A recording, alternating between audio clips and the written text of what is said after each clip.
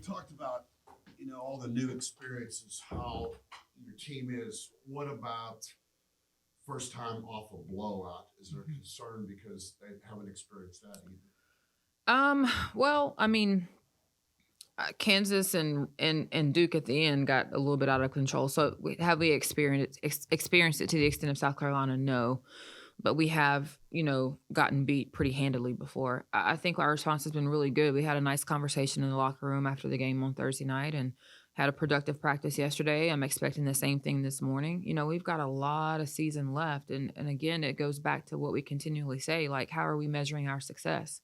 A full roster would have been a tall task for South Carolina. They're really, really good, and they're good for a reason. And so we've got to make sure that we are dreaming big but focus small. And so the next thing in front of us is Florida, but also in Florida, it's those measured things that where can we get better? How can our intensity continue to increase? How can our pace continue to increase? How can we be better offensively in our execution and defensively making sure we're sticking to the scouting report and doing the things we're supposed to do? So if we continue to do those things, are they all going to show up in the win column?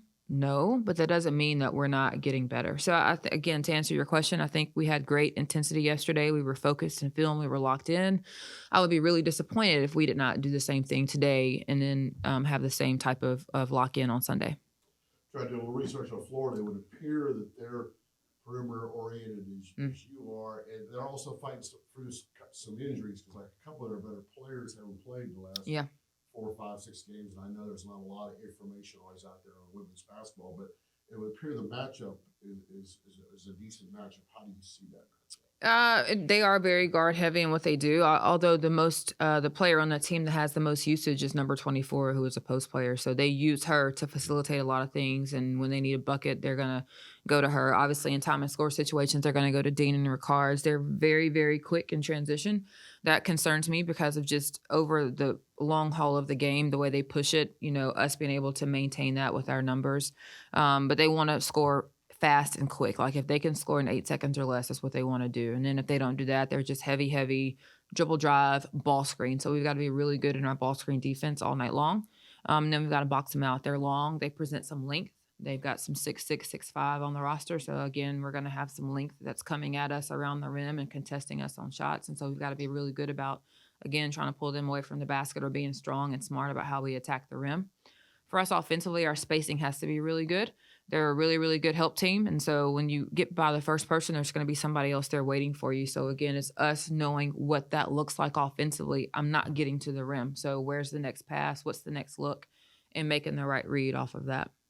What about, you also talked about, last time we talked about, there's that level you kick out for SEC play. But what about the level of SEC at home? Because we start looking about where you're going to have success, no matter how good you are, you need to protect your home court, and then this is going to be your first SEC. Well, again, hopefully our environment will be really good tomorrow on New Year's Day with 12th man. We need all of the fans there that we can get, and that's going to be the case for all of the season. But again, like, you want to take pride in playing on your home floor. You want to protect your court. You don't want anyone walking in thinking that this is just going to be an easy day. Again, will that result in a win for us? I don't know. But do I expect to have higher intensity? Yeah, sure. I think that, again, after the game on Thursday, one of the comments was, did that feel like what you thought? No. Because, again, very few of our roster has ever played, not only against South Carolina, not only will they have never played against Florida tomorrow, but even if they were on the team, there is a difference in being on a team and being on the floor. And so we just don't have a lot of that experience. So this is going to be a learning process all year long. Okay, Mike. The only question about where you're at, I don't put words in your mouth, but I assume Mackenzie Green will be better her second game. And then, if I'm not mistaken, one of the announcers was saying about somebody had surgery this week. Did someone have surgery? And what about, could you get somebody else back? What about those three questions? Yeah. First question. Yes, Mackenzie will be available tomorrow, and hopefully she's more comfortable. She still favors her ankle a little bit. Hopefully that she can be more confident in being out there and trusting it some. Obviously, she's someone who defensively can be really good for us, and she relies on her feet a lot. And so when you are injured in that way, it can obviously affect some of your movement. I think she'll continue to get better as she's out there more and gets more reps in practice. She's still limited in practice in terms of how much she goes because, I mean, you guys know with an ankle sprain, that's a long recovery process. So she's still in a ton of pain while she's out there. Sydney Roby had surgery on Thursday in Milwaukee back at home. It was a successful meniscus repair. It was a full repair. So she is starting the rehab process and will rejoin us at the beginning of the year. We will not have anybody else back for tomorrow's game. We'll have 8 players. And then I guess 2 questions. Florida, I guess, without seeing the film, I mean, I just saw the score and read the deal. I guess they would come in with a little confidence when you even playing Tennessee at home and losing by 10. Yeah, and they beat Tennessee last year, I believe, if I'm not mistaken. So Florida plays with a ton of confidence. Kelly Ray Finley has done an amazing job. And year 1 is officially the head coach, but she was an assistant there for a long time. They love her. They play hard for her. She does a lot of really good things offensively. So they're playing with a ton of confidence, and they continue to get stronger as the game goes on offense and on defense. They just continue to tick it up and kick it up a notch. And so that's something that we've got to be aware of as well.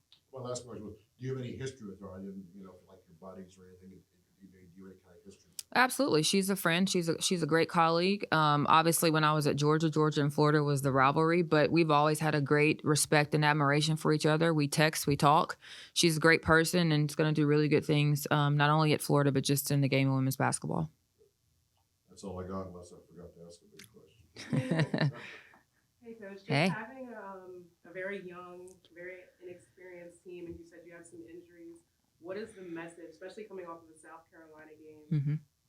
The way it turned out, what is your message to the ladies just to push them through and get them confident and resilient going throughout the season? Yeah, no, our theme for the year is becoming, and we chose that because we knew this is what this year was going to look like and feel like. Even if they didn't know it, as a staff, we knew that this was going to be a year of building, a year of growth, a year of learning, and we were going to take some bumps.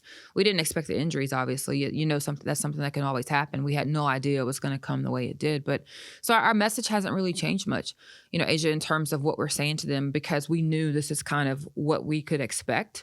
And so we're continuing to just put different things in front of them, whether it's, messages that we see on the internet about just being positive and how to fight through, whether it's continuing to show a video of something that can inspire them, or an article about how you fight through resiliency and how you have a choice and there's an opportunity in everything. One of the things we talked to them about is Will Smith was telling a story about his father owned a company when they lived in Philly, and he sold ice, and he had a store. And one summer he knocked down one of the walls that was just getting really, really, really old. And, he said, we're going to redo this wall. And so Will and his brother and sister were like, oh, okay. And Will's like 6 or 7. And he has a younger brother or older sister. I don't remember, but it's 3 of them. And they don't realize that the 3 of them are going to be the ones that are building this wall. They think some company's going to come do it. And so his dad's like, no, y'all are going to build a wall.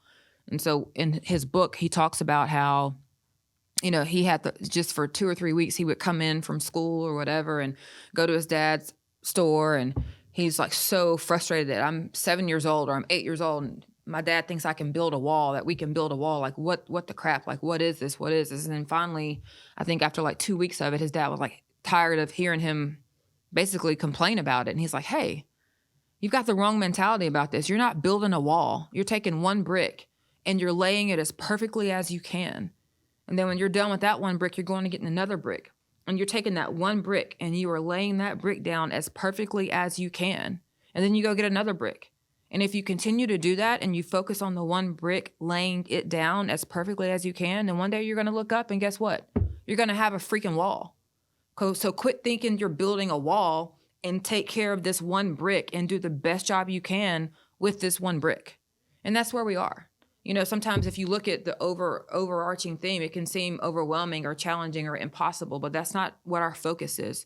Our focus is to dream big, but focus what? Small. So we're working on that one brick, and that brick changes. Sometimes that brick is defense. Sometimes that brick is offensive execution. Sometimes that brick is consistency, being a great teammate, sharing the basketball. But that one brick is all we're focused on. And then one day we're going to look up and we're going to have a wall. Will that be this year? No. Will it be next year? Next year, probably not. But that wall is going to be there. And that's what we're getting them to understand and buy into and have the resiliency to be able to fight through. Is there a certain level of difficulty in that, dealing with younger players? challenges. I don't know if it's difficulty because it's hard for them to understand it sometimes. So yes, like we are huge believers in training the mind. Your mind tells your body what to do. And so it has been really fun to watch them since we've gotten here, you know, through the summer, and now hear them starting to repeat some of the things. We have just these catchphrases that we always say, like, you can do hard things, you know, better together. And so now you're starting to hear them in the huddle say those things, you know.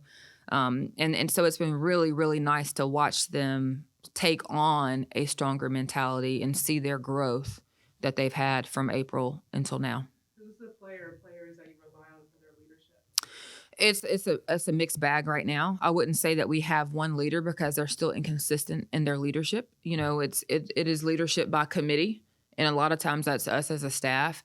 I think the biggest thing is, as young people, sometimes they are their mood or their motivation is driven by how they feel. And so it's again getting them to understand that it doesn't matter how you feel. This is how you have to show up every single day when you step in between those lines.